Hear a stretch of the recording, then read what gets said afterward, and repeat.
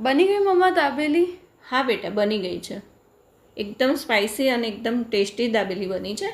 અને તેમાં છે ને એક આપણો સિક્રેટ મસાલો નાખ્યો છે, જે આપણે હોમમેડ બનાવ્યો છે. સ્પેશિયલ જે કચ્છી દાબેલી આવે ને તેના માટે મેં જે મસાલો આવતો હોય ને તે બનાવ્યો છે હોમમેડ. તો તેની રેસીપી બી જેને જોઈતી હોય તે કોમેન્ટ કરજો, તે રેસીપી પણ મળી જશે. અને આજે મેં સિંગ શેકી છે ને તે તેલમાં, તેમાં પણ તે મસાલો નાખ્યો છે. બટાકા બાફી લીધા હતા અને એકદમ ઠંડા પડ્યા ને પછી આ રીતે એને મેશ કરી લીધા છે. અને જે સિંગ શેકીને જે મેં કહ્યું ને કે સ્પેશિયલી એક મસાલો નાખ્યો છે આપણે, તે મસાલો નાખ્યો છે. અને આજે આપણે બટાકાનો માવો હતો તે નાખ્યો છે. તેમાં લીલા મરચાં નાખ્યા છે.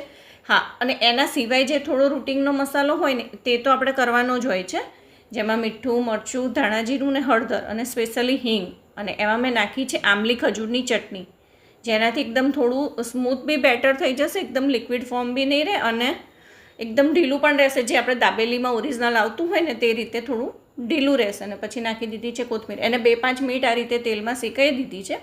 અને પાઉં ઉપર આપણે કોથમીરની ચટણી અને ગળી ચટણી ખજૂર આંબલીની એ લગાવીને આપણે જે દાબેલીનો મસાલો બનાવ્યો છે તે લગાવી છે. અને આને મેં બટરમાં શેકી લીધી છે.